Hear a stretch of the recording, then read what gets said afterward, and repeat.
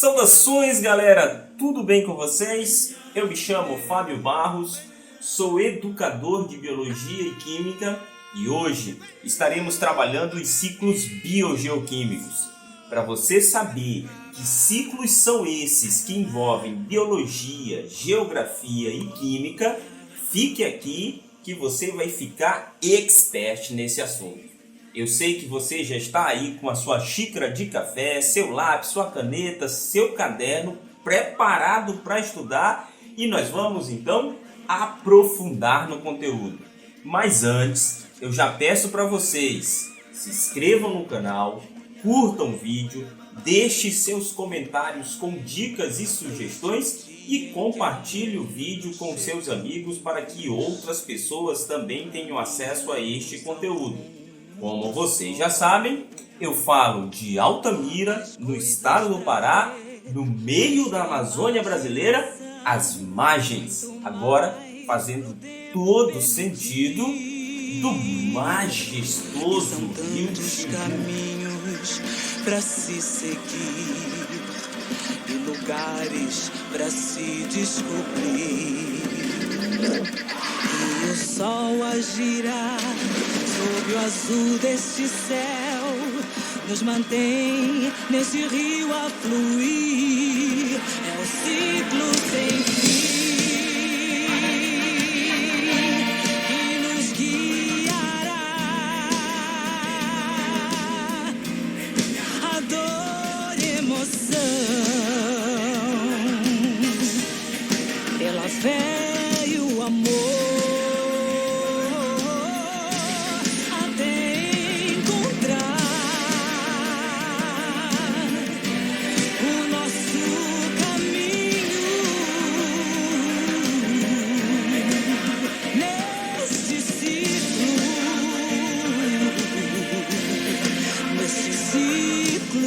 Sem fim.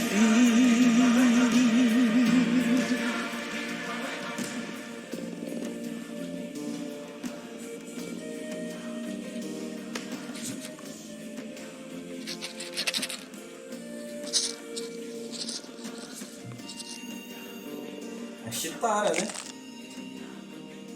Enfim.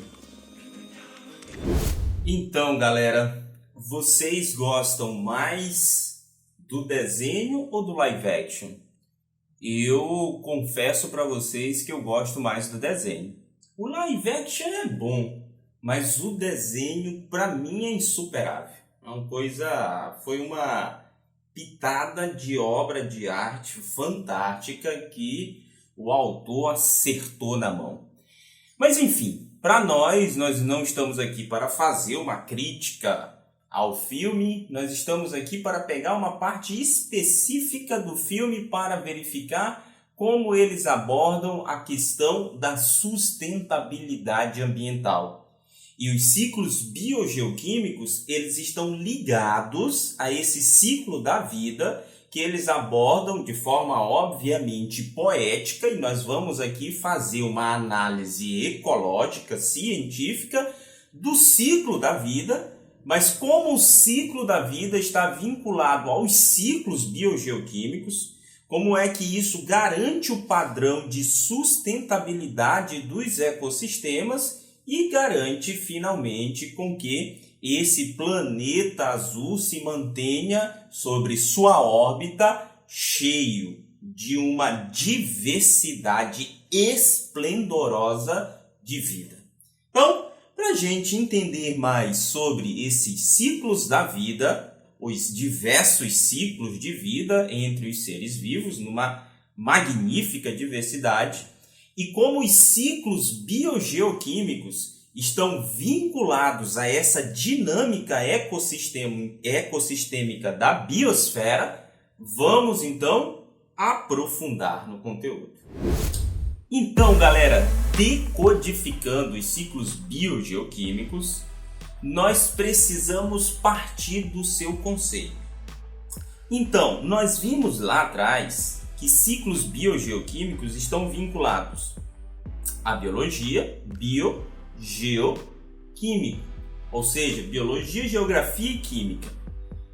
Por que nós definimos assim? algumas substâncias irão passar, ora, por dentro dos fatores abióticos, ou seja, aqueles que não possuem vida, e essas substâncias estão ligadas ao estudo da química, passando por dentro dos fatores abióticos, ou seja, geo, e ora, essas substâncias estarão passando por dentro dos fatores bióticos, ou seja, aqueles que possuem vida, ou seja, bio.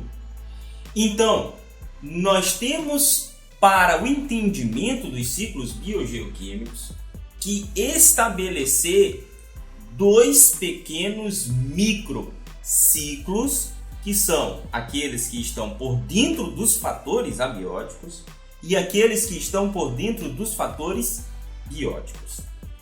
Nós temos vários ciclos biogeoquímicos, porém, para o Enem, que é o nosso foco, nós vamos estudar o ciclo da água, e isso será hoje, o ciclo do carbono, também hoje, um dos principais, aquele que mais cai no Enem, mas também é o mais difícil, que é o ciclo do nitrogênio, e vamos dar uma pequena pincelada, uma pitada só, sobre o ciclo do oxigênio, o ciclo do fósforo e o ciclo do enxofre. Existem outros tipos de ciclos biogeoquímicos, que são muito fantásticos, mas esses, obviamente, vocês só irão ver, porque para nós não tem necessidade dentro da matriz curricular do Enem, vocês só vão ver se estudarem então uma faculdade de biologia, de geografia, enfim, de áreas ligadas ao interesse de estudo dos ciclos biogeoquímicos. Mas aqui já dá para a gente ter uma compreensão bem legal desses caras e ver o quão fantásticos são esses ciclos que garantem o ciclo sem fim da vida no planeta Terra, ou seja, da sustentabilidade ecossistêmica relatada lá pelo filme inicial, nós vimos de forma poética. Mas, sem mais delongas, vamos iniciar no ciclo da água.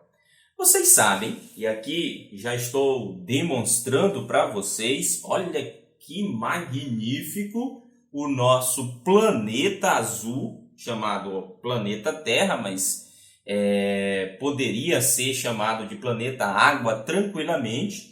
Nós sabemos que 2/3 do planeta é água. E basicamente, então, isso equivale a 70% da superfície do planeta, 75% da superfície do planeta, sendo formada de água. Essa água está distribuída de duas formas. Água doce, que nós chamamos, que é que tem pouco sal, e a água salgada, que é aquela que tem muito sal. Então, os seres vivos estão perfeitamente adaptados às duas situações aqui em que a água se encontra no nosso planeta.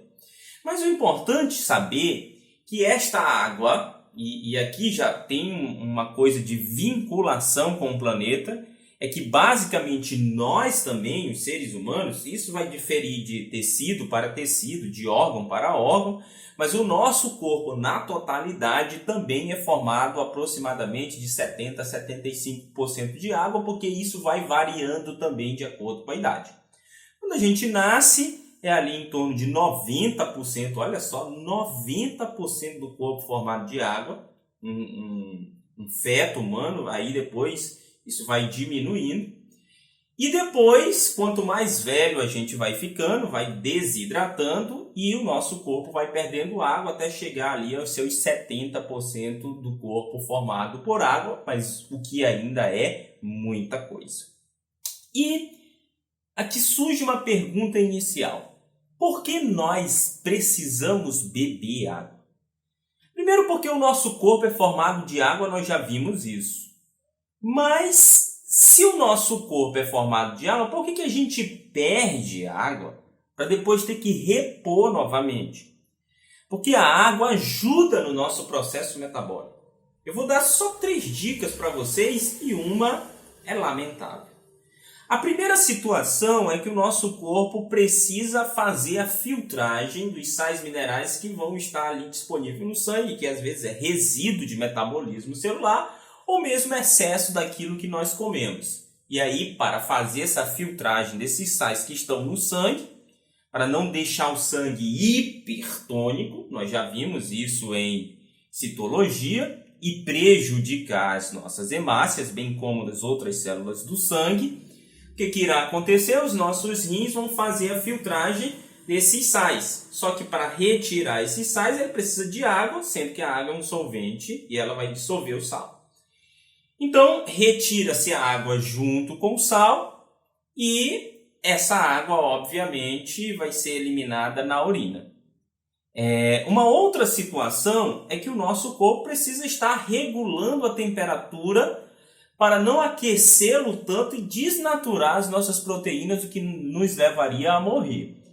Então, para regular a temperatura, os mamíferos conseguiram uma façanha no processo evolutivo que foi desenvolver as glândulas de suor. Então, o nosso corpo elimina a água para que essa água possa retirar o calor do corpo e evaporar, levando consigo esse calor. Então, assim nós perdemos água. Mas perdemos água também por outras situações de hidratação do corpo. Uma delas é, por exemplo, não conseguir alcançar a nota adequada na prova, irá sair água pelas nossas glândulas lacrimais. E aí vai ser uma grande quantidade de ter muito cuidado para não desidratar com isso. Esquece isso, né, galera? Vamos estudar. Vamos estudar que é melhor para a gente chorar, mas chorar de alegria lá na aprovação do Enem. Perfeito? Então, veja bem. Então, nós temos aqui várias situações em que nós vamos perdendo água. E para repor esta água, nós vamos repor através da alimentação ou bebendo água. Tem animais que não bebem água. E eles vão conseguir toda a água que necessitam do corpo através da alimentação. Um exemplo disso são os koalas. Então, os koalas não bebem água, eles conseguem a água a partir da alimentação que eles comem. Mas, enfim, então aqui nós temos o ciclo, o microciclo da água por dentro dos fatores bióticos. Mas nós precisamos entender que essa água também passa por dentro dos fatores abióticos. E aqui a gente então estabelece o grande ciclo da água por dentro dos fatores abióticos. Demonstrando aqui para vocês, vocês verificam então que a água vai estar em grandes depósitos na natureza, que sejam eles oceanos, rios, lagos, igarapés, riachos, enfim, charcos, né? Uma série de quantidade de depósitos de águas diferentes, que vocês possivelmente vão estudar lá em geografia. Não será o foco do nosso trabalho definir cada um deles aqui, mas o importante é entender que sobre a incidência do calor, da radiação vinda do Sol, essa água, então, pelo seu calor de vaporização, ela absorve a energia necessária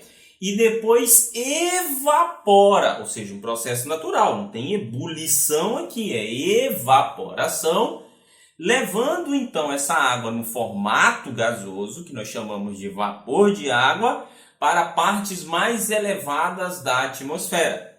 Lá elas se juntam formando as nuvens, que podem ser levadas pelo vento para outras regiões, outros locais, e quando encontram condições favoráveis de temperatura, ou seja, temperaturas mais baixas, ela irá passar do estado gasoso para o estado líquido, se condensando, caindo na forma de chuva, que é líquida. A isso nós chamamos, então, precipitação. Existem condições mais baixas de temperatura em que essa água líquida passa já para o estado sólido, se solidificando em forma de neve e até cristais de gelo. Eu lembro no final do ano, meio do ano, que é o inverno do sul brasileiro, né? Eu estava do centro-oeste e sul brasileiro, eu estava em Anápolis e por várias vezes choveu granizo. né? Talvez vocês também já tenham acompanhado isso daí. Ou seja, a água se cristaliza lá em cima, virando cristais de gelo, e cai depois junto com a água líquida na precipitação. Só que ali vem também as pedras de gelo na chuva de granizo.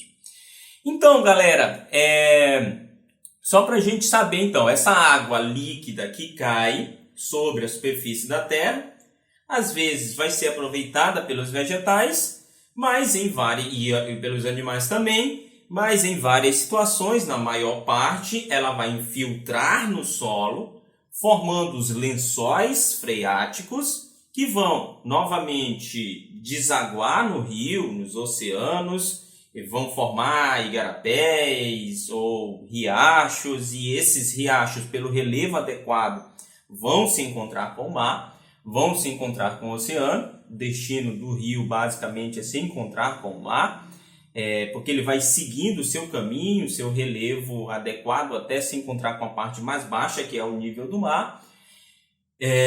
Por uma propriedade da água, vocês já sabem que é a propriedade hidrostática, né? Ela sempre vai manter o nível e em algumas situações vai se acumular no subsolo, em grandes rios, que nós chamamos então de aquíferos. Nós sabemos, vocês sabem, nós moramos sobre um grande aquífero, um dos maiores do mundo, que é o aquífero Alter do Chão.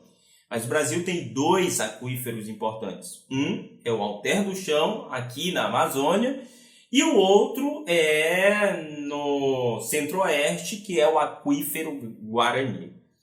Então, basicamente, o ciclo da água envolve esses 2 microciclos, que é o abiótico, quer dizer, o biótico e o abiótico. E nós temos também que ter o entendimento sobre a passagem do estado físico da água, do sólido para o líquido para o gasoso. Então, influenciando esses fatores físicos com a lógica hídrica de manutenção, eu diria, na sustentabilidade, tanto metabólica quanto ecossistêmica, nós vamos ter a vinculação disso tudo, o famoso ciclo biogeoquímico da água, que é vital para a vida dos ecossistemas e dos seres vivos, nós vimos aqui. Vamos analisar o ciclo do carbono e, ao final, eu faço a vinculação dos dois e dou o meu pitaco ainda sobre este assunto. Então, galera, no ciclo do carbono nós temos o mesmo processo. Ele vai passar por dentro dos fatores abióticos e também bióticos. Só que nós vamos analisar os dois conjuntamente para ficar muito mais didático e interativo.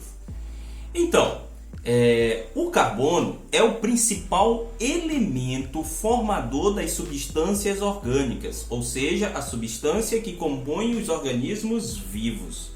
E não à toa, hoje nós classificamos na química compostos orgânicos como sendo aqueles formados à base de carbono. Os hidrocarbonetos, por exemplo, que são derivados de petróleo, são formados à base de carbono, embora não tenha necessariamente diretamente uma origem orgânica. Eles são derivados do petróleo e o petróleo é derivado dos organismos orgânicos. Mas condicionou-se então que substâncias orgânicas são formadas a partir do átomo de carbono.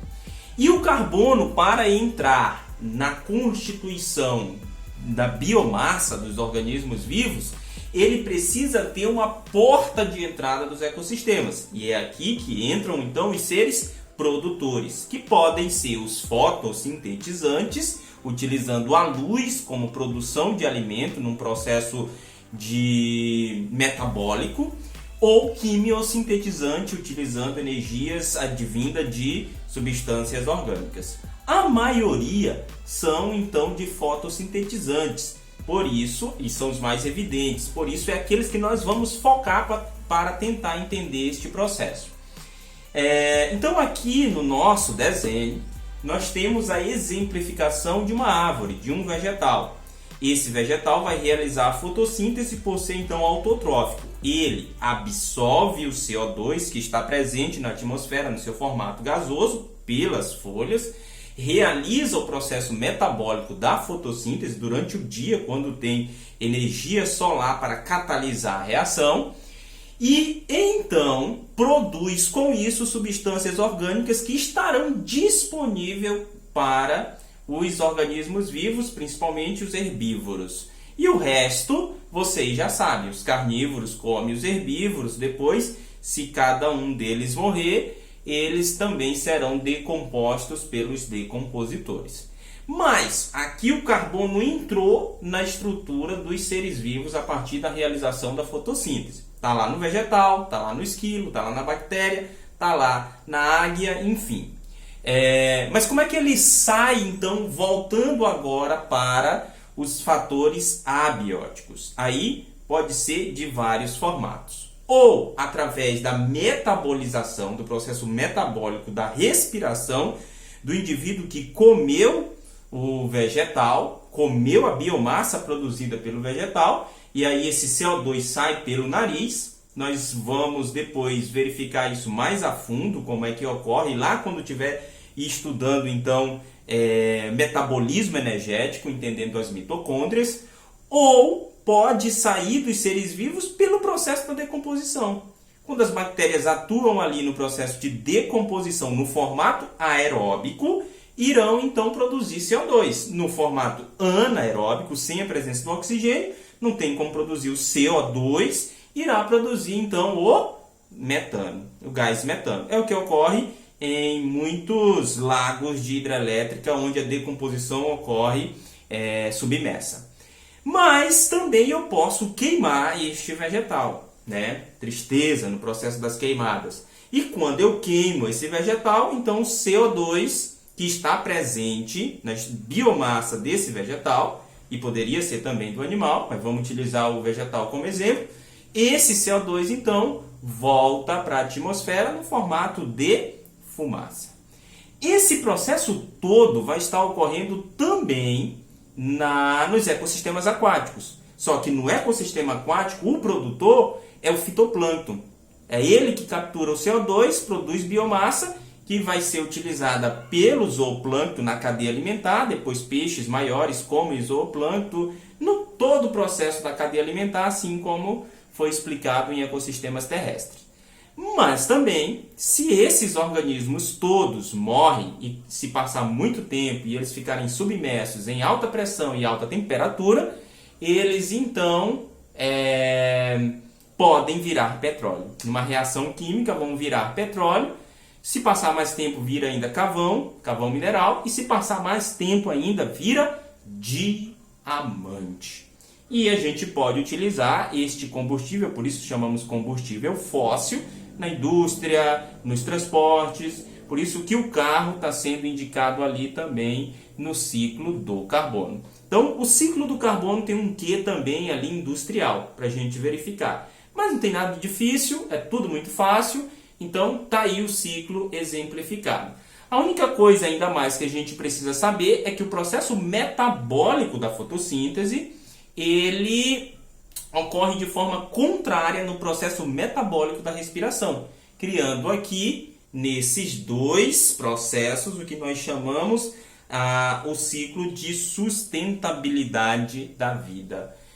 Fica até redundante, mas é a autossustentabilidade da vida, no grande ciclo da vida. Então, galera, aprofundamos no ciclo da água, no ciclo do carbono, dois ciclos muito importantes para o estudo do Enem, mas também para o entendimento da dinâmica dos ecossistemas.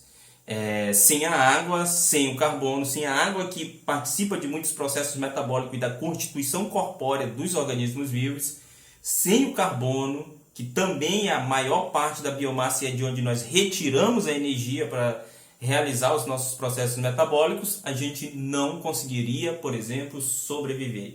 na verdade não existiria vida no planeta. A vida está baseada sobre esses aspectos. Não só isso, né? Mas esses dois têm muita relevância no processo vital dos organismos vivos. E qualquer interferência nesses ciclos pode também interferir na dinâmica do sistema Terra. Por isso, lançando grande quantidade de CO2 na atmosfera, nós estamos modificando a temperatura do planeta. E essa modificação na temperatura do planeta está interferindo de forma brutal, não só no clima, mas também na vida das espécies e na biodiversidade da biosfera. É necessário a gente rever os nossos conceitos de vida e de sustentabilidade, bem como de desenvolvimento no planeta. Porque sem isso, a nossa existência sobre essa imensa bola azul fica comprometida. Eu peço para vocês que já curtam o vídeo, compartilhem com seus amigos para que outras pessoas tenham acesso a este conteúdo, comente aqui com dicas e sugestões para nós e não se esqueça, se não for inscrito, se inscreva no canal. Nós ficamos por aqui, ainda veremos outros ciclos como vimos no início da aula, mas isso já é uma outra história. E até lá, falou!